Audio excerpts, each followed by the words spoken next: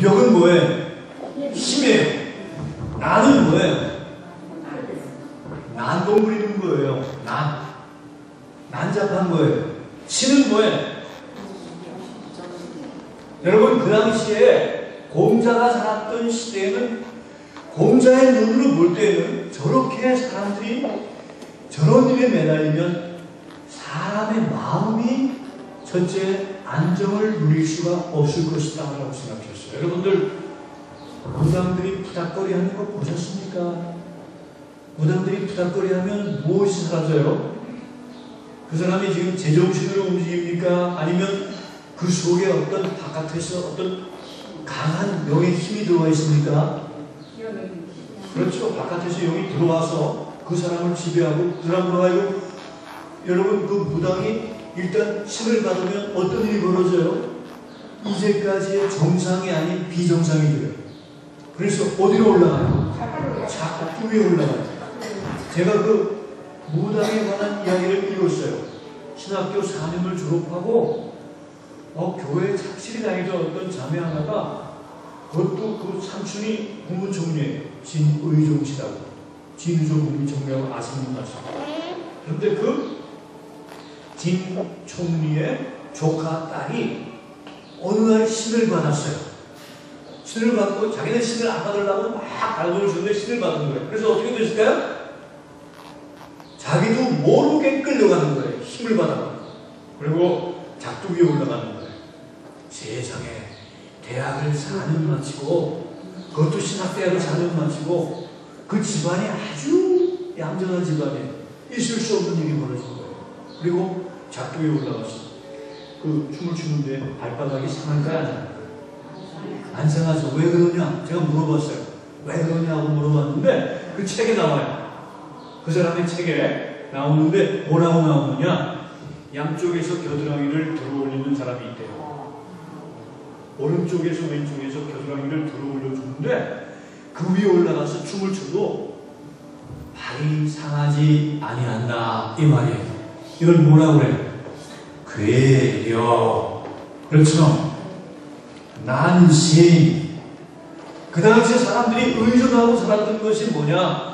사람 밖에 있는 그 어떤 초월적인 파워, 어떤 그 막강한 힘, 신, 괴, 력, 난, 이 네 가지가 사람을 끌고 움직이는데 사람이 그것을 거기에 한번 의존하기 시작하면 그 힘을 받아서 어떤 일이 벌어져요? 내가 원하지 않는 모든 불행, 모든 재난, 모든 위험, 모든 앞으로 다가올 모든 애군을 다 어떻게 할 수 있다?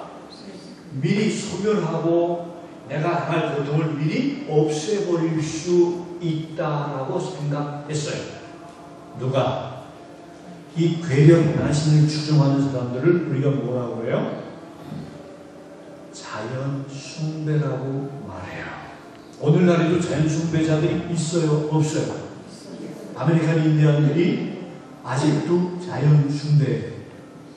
놀라지 마세요. 한국의 인간문화재라고 있죠?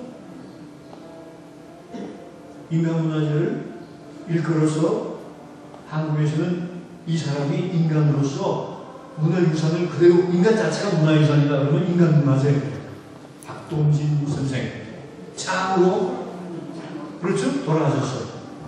또 인간문화재 여러 명이 있어요. 그 중에 한국에서 지정한 인간문화재 1호가 누구냐? 김모 여사인데 이분은 쉽게 말해서 강신모예요. 강신모. 강신이 뭔지 아시죠? 내림구수라는 아주 자기가 되고자 해서 배워서 한 게 아니고 배운 무당이 아니라 신이 내려서 신 받은 무당이에요. 내림무당. 그런데 이 강신모인데 어느 날 저 미국의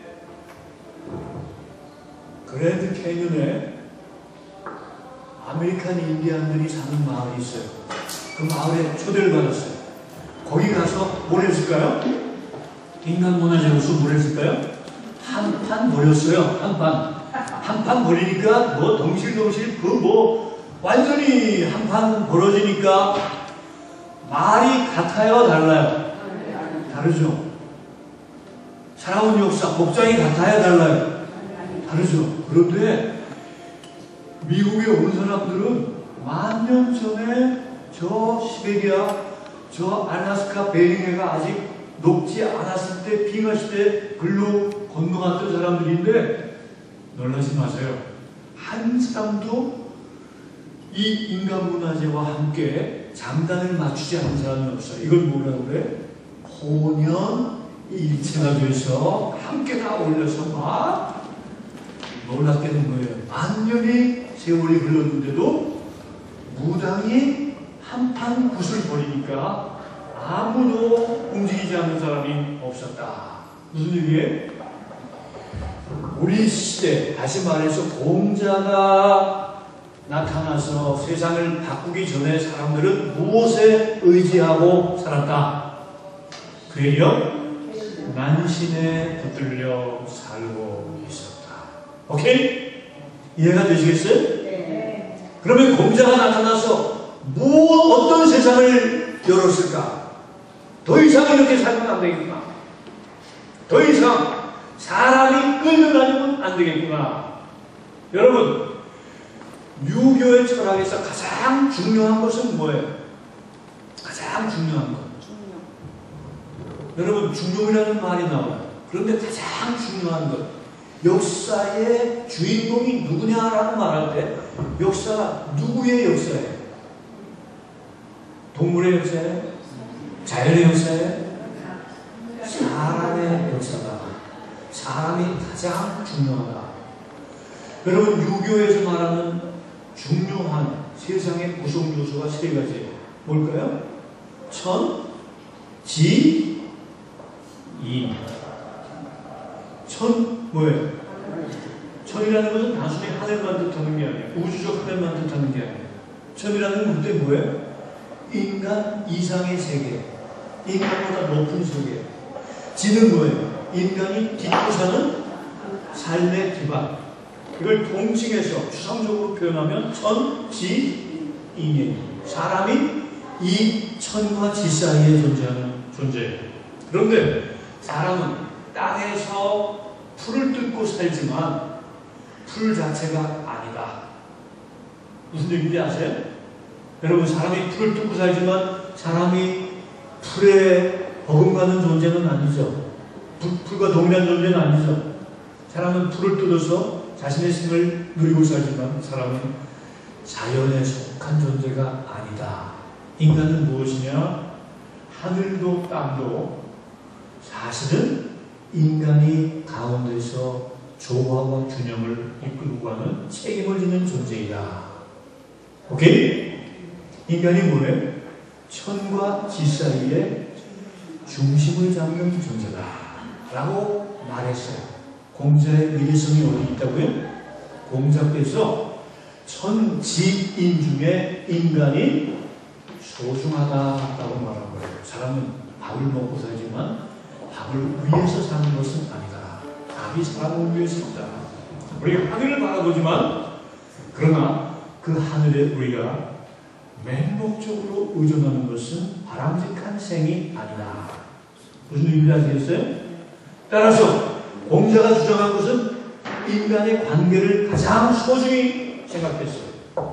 그래서 공자의 모든 철학을 다 한마디로 요약하면 인이에요.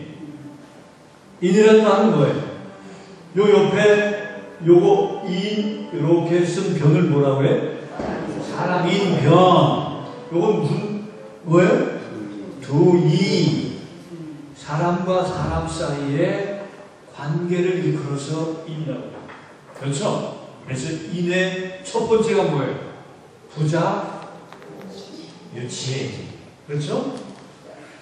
부모와 자식 간의 관계. 부부, 유별. 뭐 이런 표현을 줬어요. 부모,